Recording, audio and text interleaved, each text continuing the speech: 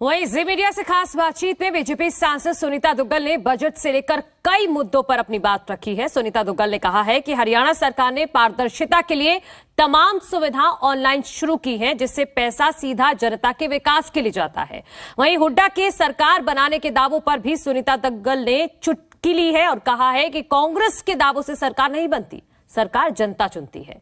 देखिए हरियाणा के deputy editor Vinod Lamba की बीजेपी सांसद सुनीता दुग्गल से खास बातचीत। सिरसा से भाजपा सांसद सुनीता दुग्गल हमारे साथ हैं, तमाम मुद्दों पर बातचीत करेंगे। मैम, पहला सवाल तो मैं यही जानना चाहता हूं कि पूरे देश का जो बजट है वो आपने देख लिया, किस तरह की उम्मीदें हुई, इस पे पक्ष विपक्ष तमाम बयान हुए। अब बारी है हरियाणा सरकार के बजट की।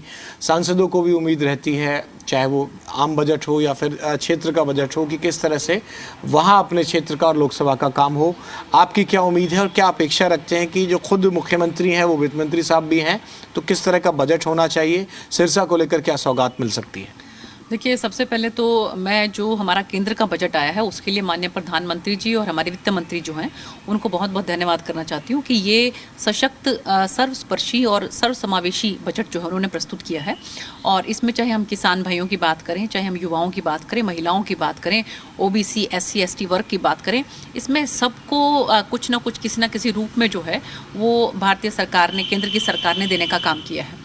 इसके बाद अगर हम स्टेट राज्य के जो अभी बजट जो है प्रस्तुत होने वाला है उसके बारे में बात करें तो माननीय मुख्यमंत्री जी ने सभी जितने भी सांसद हैं, चाहे वो लोकसभा के सांसद हैं या राज्यसभा के सांसद हैं, सबको उन्होंने बुलाकर, और बल्कि मुझे लगता है कि शायद विधायकों को भी उन्होंने बुलाया है, और आम जो स्टेक होल्डर्स हैं इसके अंदर उन सबके साथ उन्होंने चर्चा करके इसके बारे में पूरी विस्तार के साथ उन्होंने अपना मन जो है वो बनाया है कि किस तरह का बजट जो है वो राज्य सरकार में प्रस्तुत किया जाएगा। जहाँ तक बात है हमारी अपनी लोकसभा की, तो माननीय मुख्यमंत्री जी पहले भी बिना किसी भेदभाव के जो है वो चहुमुखी विकास की तरफ जो है उनका ध्यान रहता है। और इसी कड़ी में ही आप देखिए कि अभी जो सिरसा के अंदर मेडिकल कॉलेज का उन्होंने जो है उन्होंने उद्घाटन के लिए वो शिलान्यास के लिए उन्होंने पिछले दिनों ही माननीय महामहिम जब आई थी तो कुरुक्षेत्र से उन्होंने उसका जो है वहाँ से शिलान्यास किया था। और अभी क्योंकि हमारी केंद्र की सरकार ने ये कहा है कि जहाँ कहीं पर भी मेडिकल कॉलेज है वहाँ पर ही जो है वो स्टाफ नर्सिंग का कॉलेज भी खोला जाएगा। तो हमारे लिए परम सौभाग्य की बात है कि हमारे हरियाणा के अंदर 6 इसके अंदर मेडिकल कॉलेज आते हैं, जिसके अंदर कि हमारा ये सिरसा का भी है। और अभी पिछले दिनों ही ये कार्यक्रम टोहाना में हुआ था, तो वहाँ पर भी जो है वो टोहाना के अंदर तो मतलब आप ये समझिए कि फतेहाबाद को भी एक मेडिकल कॉलेज मिल रहा है। और इसके साथ साथ बहुत सी ऐसी चीज़ें हैं जो माननीय मुख्यमंत्री जी के साथ हमने विस्तार से बात की हैं।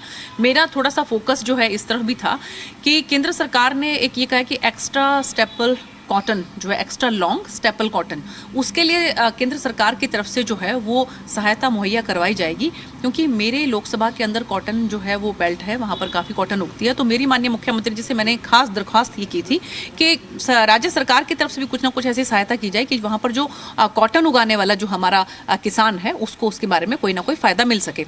इसके साथ साथ आप ये देखिए कि पूरे हरियाणा के अंदर 608 गौशालाएँ हैं, और मेरी सिर्फ अगर लोकसभा की बात करें, इसमें हम सिरसा, फतेहाबाद और नरवाना, इनको अगर मिला लें तो 208 इसके अंदर गौशालाएं पड़ती हैं।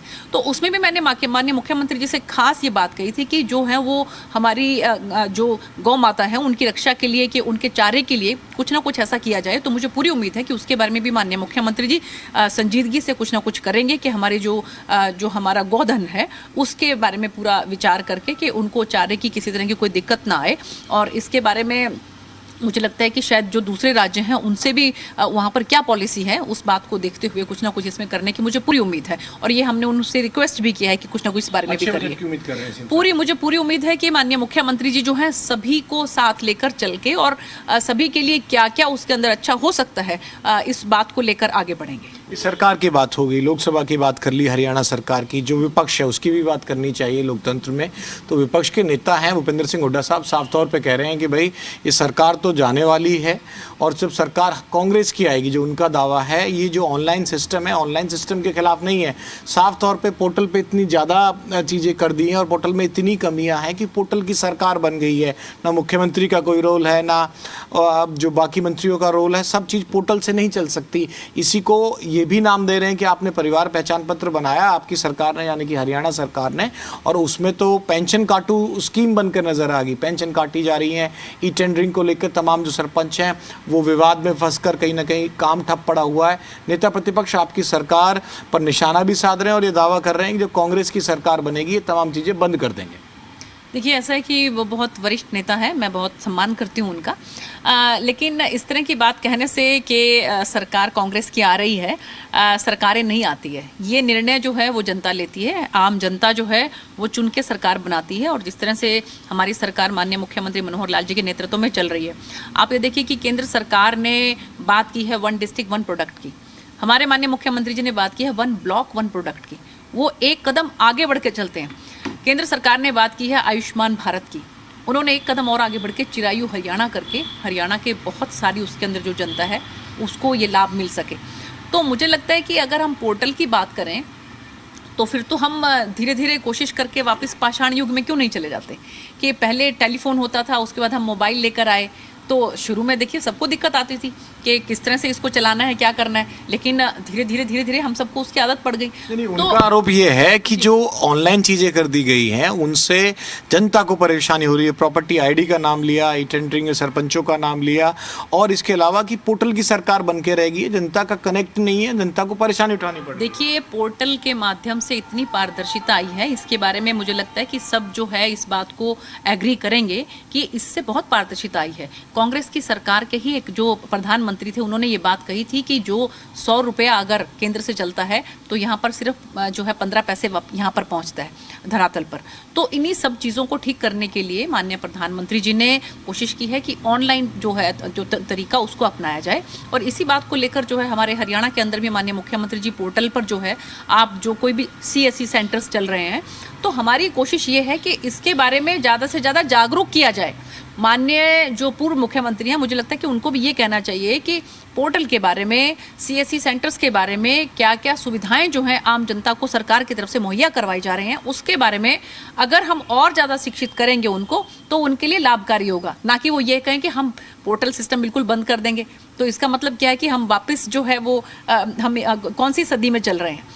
तो मुझे लगता है कि इस बातों को अगर ध्यान से देखा जाए तो ये सब ट्रांसपेरेंसी के लिए, पारदर्शिता के लिए की जा रही है। एक आखिरी सवाल, ई टेंडरिंग को लेकर सरपंच गलत हैं, पंचायत मंत्री पर भी सवाल उठ रहे हैं और खुद JJP वाले उठा रहे हैं। सियाग साहब का आपने, जोगीराम सियाग साहब का आपने बयान देखा होगा, सागवान साहब एक और विधायक हैं उनका आपने बयान देखा होगा। ये भी कह रहे हैं कि भाई मंशा जो भी रही हो, ये देवेंद्र बबली की वजह से विवाद हो रहा है। आप एक मंच भी शायद करके आई हैं और आपकी लोकसभा में लगता भी है, उनका विधानसभा भी, ठीक है, कैबिनेट मंत्री हैं, तो ये खुद JJP वाले, और दिग्विजय सिंह चौटाला का मैं नाम ले रहा हूं क्योंकि उन्होंने भी कहा था कि टेंडरिंग पे सरपंचों की भी ज़्यादा सुननी चाहिए।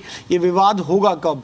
और इस विवाद पे जब सवाल पूछा जाता है मंत्री जी से, पंचायत मंत्री साहब से, वो कह देते हैं कि भाई ऐसा ही चलता रहा ना, हम दूसरा अल्टरनेट कर लेंगे, सरपंच हटा देंगे और पंचों को ताकत दे देंगे। देखिए, मुझे लगता है कि इसमें ना एक बीच का रास्ता अपनाना चाहिए।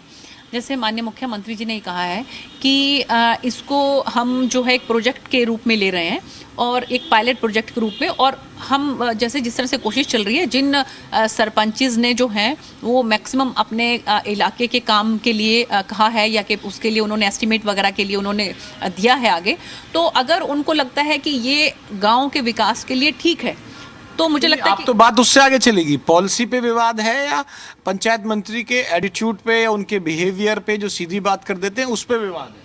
देखिए, मंत्री जी के अगर व्यवहार पर कोई किसी तरह का विवाद है तो इसके बारे में इसके बारे में तो मंत्री जी ही ज्यादा बेहतर बता सकते हैं, क्योंकि किसी के बारे में कि उनके व्यवहार से किसी को अगर ठेस पहुंची है तो मुझे लगता है कि ये तो उनका आपस का मामला है, वो बेहतर बता सकते हैं कि मैं इसके बारे में क्या टिप्पणी करूं। लेकिन जहां तक बात है तो माननीय मुख्यमंत्री जी ने ये कहा है कि जो गांव का विकास चाहते हैं 1000 करोड़ रुपया मार्च तक जो है अपने अपने गांव के काम आप दीजिए और सरकार की तरफ से कोशिश करके उनको जल्द से जल्द ठीक किया जाएगा। अगर ये चीज़ ये लागू होकर और ठीक तरीके से इसके रिजल्ट्स अच्छे आते हैं, परिणाम इसके अगर अच्छे आते हैं, गांव का विकास अगर होता है तो मुझे लगता है कि कंटिन्यू होनी चाहिए पॉलिसी। और अगर ये लगता है कि इस जो ये सीधा सवाल पूछूं, सरपंचों की जरूरत नहीं है कि आप नेताओं को, विधायकों को, सांसदों को सीधे कह रहे हैं कि हम तो गांव में नहीं घुसने देंगे, जो लोकसभा में नहीं बोला, लोकसभा का नाम नहीं लिया उन्होंने, जो अभी विधानसभा सत्र होगा सीधा चैलेंज दे दिया उन्होंने। नहीं, देखिए ऐसा है कि सरपंच जो हैं वो जो छोटी सरकार है उसके मुखिया हैं और सरपंच को जनता वहाँ की गांव के चुन के भेजते हैं। तो तो इसीलिए जो कुछ भी होगा वो गांव वालों की सलाह से, पूरे जो पंचायत है उनकी सलाह से जो भी काम वो देंगे, काम वही होंगे जो पंचायत देगी, जो सरपंच देंगे।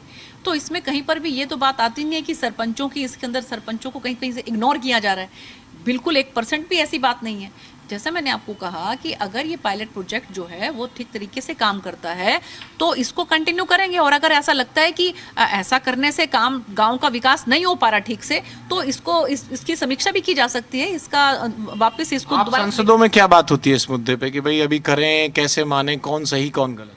देखिए, मैंने आपको जैसा पहले बताया है कि ये एक पायलट प्रोजेक्ट है, मार्च तक का इसमें समय है, 31 मार्च तक का इसमें समय है। अगर 31 मार्च तक के समय में इसमें 1000 करोड़ रुपया जो है वो माननीय मुख्यमंत्री जी ने कहा है कि अभी बड़ा है, वहाँ पर जो है वो पंचायत को सभी यूज़ कर सकते हैं गांव वालों को देने के लिए।